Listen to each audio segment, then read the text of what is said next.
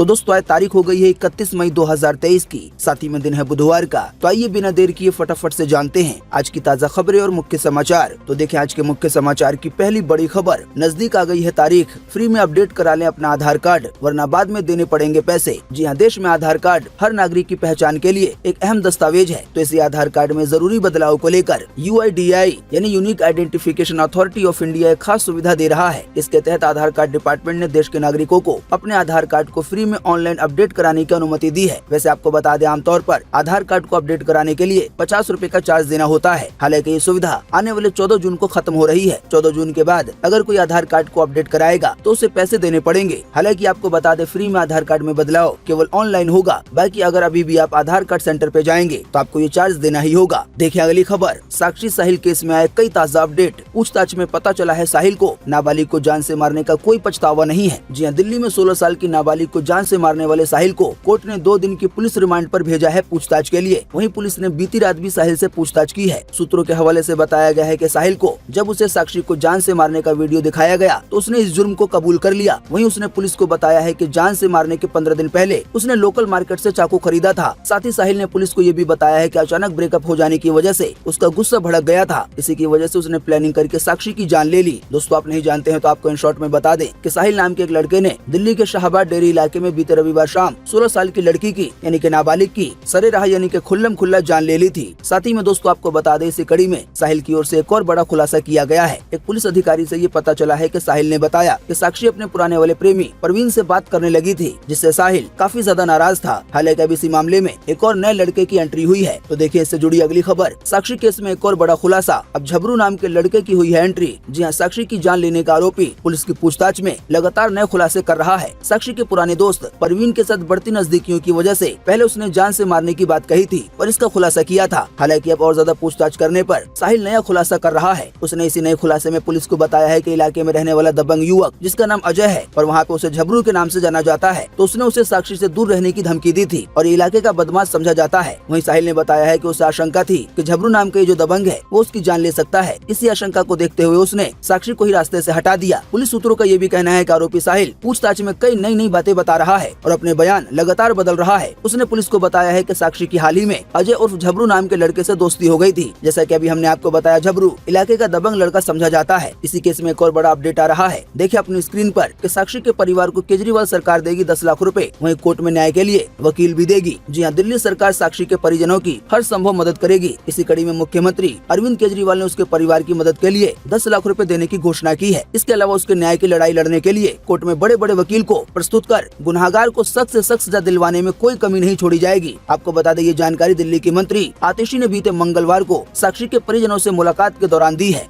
आइए अब देखते हैं पहलवानों को लेकर कुछ बड़े अपडेट। पहलवानों ने गंगा में नहीं बहाए अपने मेडल। किसान नेता टिकैत के कहने पर अपने फैसले से पीछे हटे पहलवान। हालांकि अब दे दिया है सरकार को 5 दिन का अल्टीमेटम। जी हाँ, भारतीय कुश्ती संघ यानी कि WFI के पूर्व अध्यक्ष बृजभूषण सिंह के खिलाफ धरना देने वाले पहलवानों ने हर की पौड़ी में अपने मेडल गंगा में बहाने का फैसला टाल दिया है। पहलवान मेडल बहाने के लिए हरिद्वार पहुँचे थे। दोस्तों शायद आप जानते होंगे, ये पहलवान WFI के पूर्व अध्यक्ष बृजभूषण शरण सिंह की गिरफ्तारी के लिए जंतर मंतर पर धरना दे रहे थे। हालांकि बीते रविवार को पुलिस से हुई झड़प के बाद इन्हें जंतर मंतर से हटा दिया गया। अब इसी से नाराज होकर अभी हाल ही में बीते मंगलवार को पहलवान अपने जीते हुए मेडल, जो कि राष्ट्रीय स्तर पे नहीं बल्कि अंतर्राष्ट्रीय स्तर पर पूरी दुनिया में इंडिया का मकाम बनाते हैं, ऐसे मेडलों को पहलवान गंगा में बहाने के लिए गए हुए थे, क्योंकि इनकी शिकायतों को कोई नहीं सुन रहा है। पर जैसे ही ये बात किसान नेता नरेश टिकैत को पता चली तो वो पहलवान के पास पहुँचे और इस मामले में समझा बुझा कर पहलवानों को रोका। दोस्तों आप नहीं जानते हैं तो आपको बता दें, नरेश टिकैत किसान यूनियन के अध्यक्ष हैं। वहीं पहलवानों से बात कर किसान नेता नरेश टिकैत ने सरकार को कार्रवाई के लिए 5 दिन का अल्टीमेटम दिया है, 5 दिन की चेतावनी दी है। टिकैत ने पहलवानों से मेडल्स और मोमेंटो वाली पोटली भी ले ली है, यानी कि जिन चीजों को बहाया जाना था उनको किसान नेता ने कहा है कि हम इन्हें राष्ट्रपति को देंगे। समझाने बुझाने के बाद सभी खिलाड़ी हरिद्वार से घर के लिए रवाना हो गए। वहीं बताया गया इससे पहले साक्षी मलिक, बजरंग पूनिया और विनेश फोगाट करीब 1 घंटे तक गंगा के पास हर की पौड़ी में बैठकर मेडल पकड़े रोते रहे। ताजा जानकारी के मुताबिक अब इसी कड़ी में पहलवान साक्षी मलिक ने सोशल मीडिया पे पोस्ट किया है और लिखा है कि मेडल्स को गंगा में बहाने के बाद हम इंडिया गेट पे आमरण अनशन करेंगे। हमने पवित्रता से इन मेडल को हासिल किया था। इन मेडल को पहनाकर तेज सफेदी वाला तंत्र सिर्फ अपना प्रचार करता है, फिर हमारा शोषण करता है। पहलवान साक्षी मलिक ने तो ये भी कहा है कि हम अपने मेडल न तो राष्ट्रपति को देंगे और न ही प्रधानमंत्री को देंगे, क्योंकि इनमें से किसी ने भी हमारी सुध नहीं ली है कि आखिर हमारे साथ क्या हो रहा है। अब इसी पर दिल्ली पुलिस का भी बयान आया है। दिल्ली पुलिस ने कहा है कि पहलवानों को इंडिया गेट पे प्रदर्शन करने की अनुमति नहीं दी जाएगी। राष्ट्रीय स्मारक प्रदर्शनी स्थल नहीं है। वहीं हरिद्वार के वरिष्ठ पुलिस अधीक्षक अजय सिंह ने कहा है कि पहलवानों को मेडल बहाने से हम नहीं रोकेंगे, पहलवान कुछ भी करने के लिए स्वतंत्र हैं। इन सब के अलावा इसी बीच एक चौंकाने वाली जानकारी भी सामने आ रही है और वो जानकारी ये है कि बृजभूषण शरण सिंह ने आने वाले 5 जून को अयोध्या में महारैली बुलाई है। बताया गया इसमें संत भाग लेंगे। बृजभूषण और संतों का कहना है कि पॉक्सो एक्ट का फायदा उठाकर इसका दुरुपयोग किया जा रहा है। इसी की वजह से सरकार से मांग की जाएगी कि पॉक्सो कानून को बदला जाए। आसान शब्दों में कहें तो आने वाले 5 जून को जिनके खिलाफ पहलवान कई दिन से धरना दे रहे हैं और जिनकी वजह से पहलवानों के मेडल गंगा में बहने वाले हैं, अब उन्हीं के हक में, उन्हीं के समर्थन में कई सारे संत आने वाले हैं। यानी कि बृजभूषण सिंह के समर्थन में आसान शब्दों में कहें तो देश के बहुत सारे संत बृजभूषण के साथ हैं। वहीं इसी बीच एक और बड़ी खबर आ रही है कि अब खाप पंचायतें लड़ेंगी पहलवानों की लड़ाई। आने वाले 2 जून को कुरुक्षेत्र जाट धर्मशाला में होगी महापंचायत। जी हाँ, खाप पंचायतें पहलवानों की लड़ाई में शामिल हो गई हैं। आसान शब्दों में कहें तो पहलवानों के अलावा अब पहलवानों की लड़ाई में किसानों समेत कई और संगठन शामिल हो गए हैं। बाकी दोस्तों, आप भी इसी वीडियो के नीचे कमेंट बॉक्स में कमेंट करके बताएं कि आप इस पूरे आंदोलन में या पूरे मामले में किसके साथ खड़े हैं। इस पूरे मामले पर आपकी पर्सनल राय क्या है? वीडियो को देखने के बाद आप अपना जवाब इसी वीडियो के नीचे कमेंट बॉक्स में लिख सकते हैं। आपके दिए गए जवाबों से काफी कुछ पता चलता है।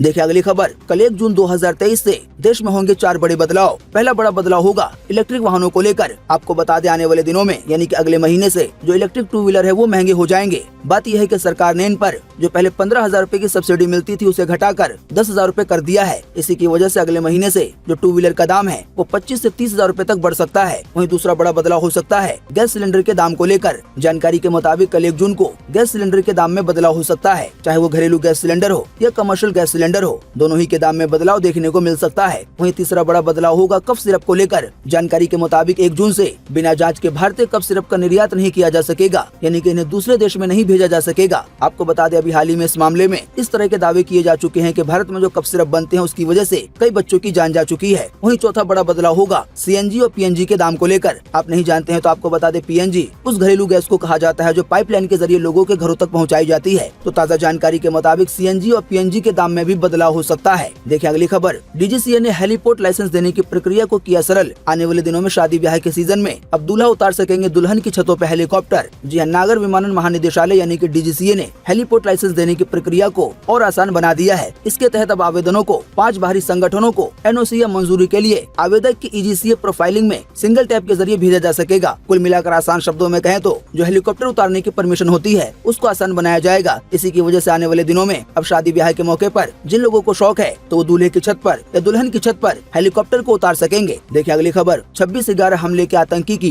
पाकिस्तान जेल में गई जान। लश्कर तैयबा का था ये मेंबर अब्दुल सलाम भुट्टावी। जी हां, सन 2008 में मुंबई में हुए आतंकी हमलों की प्लानिंग में शामिल अब्दुल सलाम भुट्टावी की पाकिस्तान जेल में दिल का दौरा पड़ने से जान चली गई है। वो पंजाब प्रांत के शेखपुरा जेल में टेरर फंडिंग के मामले में सजा काट रहा था। आपको बता दें 2020 में उसे लश्कर तैयबा के सरगना हाफिज सईद के बहनोई अब्दुल रहमान मक्की के साथ 16.5 साल की कैद की सजा सुनाई गई थी। देखिए अगली खबर। देश के 9 राज्यों में बदला मौसम। दिल्ली में हुई बारिश। वहीं राजस्थान में बीते 15 दिन में 20 लोगों की गई है जान। जी हां, राजस्थान, मध्य प्रदेश और दिल्ली समेत 9 राज्यों में बीते मंगलवार को मौसम बदल गया। देश की राजधानी दिल्ली में बीते शाम को तेज आंधी के साथ बारिश देखने को मिली। वहीं मध्य प्रदेश में बूंदाबांदी हुई। वहीं जानकारी के मुताबिक राजस्थान में पिछले 3 दिन बारिश से जुड़ी घटनाओं में 20 लोगों की जान जा चुकी है। वहीं अब इसी बीच मौसम विभाग ने बताया है कि दिल्ली में आने वाले 4 जून तक हल्की से लेकर तेज बारिश होती रहेगी। वहीं राजस्थान के 26 जिलों के लिए भारी बारिश और तूफान का अलर्ट जारी किया गया है। अब दोस्तों ये तो मौसम का अपडेट था आने वाले कुछ दिनों को लेकर, लेकिन आज खास 31 मई 2023 को देश भर में कैसा रहेगा मौसम का हाल, स्काईमेट वेदर ने आज 31 मई 2023 के लिए पूरे देश का मौसम का पूर्व अनुमान जारी किया है। तो आइए देखें इसे भी। तो स्काईमेट वेदर के अनुसार अगले 24 घंटों के दौरान राजस्थान, दक्षिण कर्नाटक, तटीय आंध्र प्रदेश और पश्चिमी हिमालय के कुछ हिस्सों में हल्की से मध्यम बारिश की संभावना है। इसके अलावा भी पश्चिमी हिमालय के ऊपरी इलाकों में आज हल्की से हिमपात होने की संभावना है। इसके अलावा राजस्थान, पंजाब, हरियाणा और दिल्ली के हिस्सों में आज हल्की बारिश हो सकती है। इसके अलावा भी मध्य प्रदेश, सिक्किम, पूर्व उत्तर भारत और लक्षद्वीप के पश्चिमी हिस्सों में आज हल्की बारिश की संभावना है। आसान शब्दों में कहें तो इन सभी इलाकों को छोड़कर आज पूरे देश में मौसम सूखा बना रह सकता है। देखिए अगली खबर। सरकार के खिलाफ सफाई कर्मचारियों ने निकाला मशाल जुलूस। बोले 30,000 पदों पर भर्ती करे सरकार, नहीं तो करेंगे कार्य बहिष्कार। जी हां, राजस्थान में सफाई कर्मचारियों की भर्ती को लेकर वाल्मीकि समाज का विरोध बढ़ता जा रहा है। बीते मंगलवार रात जयपुर के सफाई कर्मचारियों ने नगर निगम हेरिटेज मुख्यालय से चांदपुल हनुमान जी मंदिर तक मशाल जुलूस निकाला। कर्मचारियों ने चेतावनी दी है कि अगर सरकार ने जल्द से जल्द 30,000 पदों पे सफाई कर्मचारियों की भर्ती नहीं की तो जयपुर के सफाई कर्मचारी काम का बहिष्कार करेंगे। जाहिर बात है इसकी वजह से सफाई को लेकर काफी परेशानी होगी। देखिए अगली खबर, महाराष्ट्र के परभणी में मॉब लिंचिंग की वारदात को दिया गया अंजाम। भीड़ ने 3 लोगों को चोर समझकर पीटा। इसमें नाबालिग की जान चली गई है। अब इस मामले में 4 आरोपी को गिरफ्तार किया गया है। जी हाँ, महाराष्ट्र में परभणी तहसील के उखलत गाँव में भीड़ ने चोर समझकर 3 लोगों को बुरी तरह पीट दिया। पिटाई से तीनों बुरी तरह घायल हो गए। गाँव वालों ने पुलिस कॉल कर सूचना दी कि हमने 3 बकरी चोरों को पकड़ा है। तब पुलिस वहाँ पहुँची। पुलिस ने तीनों को भीड़ से बचाकर अस्पताल में भर्ती कराया, जहाँ पर एक नाबालिग की जान चली गई। हालांकि शर्म की बात यह है कि तीनों लोगों पर केवल लोगों को शक था, किसी ने भी सही से जानने की कोशिश नहीं की और पिटाई करना शुरू कर दिया। तो दोस्तों ऐसे मामलों में खास सावधानी बरतें, क्योंकि आप सोच सकते हैं आने वाले दिनों में अगर कभी आपके साथ ऐसा होता है या आपके किसी अपने के साथ ऐसा होता है तो आपको कैसा लगेगा। देखें अगली खबर, एनसीईआरटी की किताब से हटाया गया खालिस्तान का जिक्र। एसजीपीसी ने कहा था श्री आनंदपुर साहिब संकल्प के बारे में गलत जानकारी दी गई है। जी एनसीईआरटी ने बच्चों की किताब से खालिस्तान का जिक्र हटा दिया है। जानकारी के मुताबिक खालिस्तान की ये जानकारी 12वीं की किताब से हटाई गई है। देखिए अगली खबर, पहली बार बिना महरम हज यात्रा पे गई 4000 महिलाएं। दिल्ली से 39 महिलाएं गईं। पीएम मोदी को इन लोगों ने कहा थैंक यू। दोस्तों आप नहीं जानते हैं तो आपको बता दें, इस्लाम में महरम ऐसे पुरुष को कहा जाता है जिसके सामने महिला अपना चेहरा खोलकर आ सकती है। अब वो पति हो सकता है, बाप हो सकता है, या ऐसे ही रिश्ते में कोई और। देखिए अगली खबर, केंद्र सरकार के हुए 9 साल पूरे। अब इस पर पीएम मोदी बोले, हमने हर फैसला लोगों की भलाई के लिए लिया। पार्टी का आज से महा जनसंपर्क अभियान होगा शुरू। जी हाँ, केंद्र की मोदी सरकार को बीते 30 मई को 9 साल पूरे हो गए। प्रधानमंत्री मोदी ने इस मौके पर ट्वीट किया और कहा कि आज जब राष्ट्र की सेवा में हमारे 9 साल पूरे हो रहे हैं तो मैं विनम्रता और आभार से भर गया हूँ। हमने हर फैसला लोगों के जीवन को बेहतर बनाने के लिए लिया है। विकसित भारत बनाने के लिए हम और भी ज्यादा मेहनत करते रहेंगे। देखिए अगली खबर, अभी मुक्तेश्वरानंद बोले, हमें हिंदू राष्ट्र नहीं बल्कि राम राज्य चाहिए। उन्होंने अपनी बात फिर दोहराई है। जी हाँ, जोशीमठ के पीठाधीश्वर शंकराचार्य स्वामी अभी मुक्तेश्वरानंद 3 दिन के रायपुर दौरे पर हैं। इसमें एक बार फिर से उन्होंने दोहराया है कि हमें हिंदू राष्ट्र नहीं बल्कि राम राज्य की कामना करनी चाहिए। इसके अलावा उन्होंने प्रधानमंत्री मोदी को लेकर कहा कि अगर वो राज धर्म का निर्वाह करते हैं तो ये ऐतिहासिक होगा। वैसे दोस्तों आप नहीं जानते हैं तो आपको बता दें, कई संतों की सोच के खिलाफ अभी मुक्तेश्वरानंद ये मानते हैं कि रावण के जमाने में भी हिंदू राष्ट्र था, लेकिन क्या हुआ, इसी की वजह से हमें हिंदू राष्ट्र नहीं बल्कि राम राज्य चाहिए, जहाँ पे सभी को प्यार मिले। देखिए अगली खबर, 5 गुना तक महंगा हुआ हवाई सफर। गो फर्स्ट की 200 फ्लाइट बंद होने पर शुरू हो पाई है केवल 68 नई उड़ानें। जी हाँ, गो फर्स्ट की 200 फ्लाइटें बंद होने की वजह से जो हवाई सफर है वो कई रूट पर 5 गुना तक महंगा हो गया है। बात यह है कि गो फर्स्ट एयरलाइन काफी घाटे में चल रही है, इसी की वजह से इसकी फ्लाइटें बंद है और अब इसका असर आम जनता पे पड़ने लगा है। देखिए अगली खबर, यूनिक बैग के साथ नजर आया अक्षय कुमार। बैग के पीछे दिखी लाल लाल आंखें मुंबई एयरपोर्ट पे देखा गया। इस बैग की कीमत 35,000 रूपए बताई गई है। देखिए अगली खबर, फिल्म जजंतरम ममंतरम को हुए 20 साल पूरे। माचिस की तिल्लियों को देखकर डायलॉग बोलते थे जावेद जाफरी। बताया गया इसी फिल्म से मिली थी उनको बॉलीवुड में पहचान। तो दोस्तों उम्मीद करते हैं कि आज की इस वीडियो से आपको काफी कुछ जानकारी मिली होगी। हम बस इसके बदले में आपसे इतना ही चाहते हैं कि आप इस वीडियो को लाइक कर दें और शेयर कर दें, क्योंकि आपका लाइक और शेयर करना ही होता है हमारी मेहनत का फल। वीडियो देखने के लिए आपका बहुत बहुत धन्यवाद। Thanks for watching.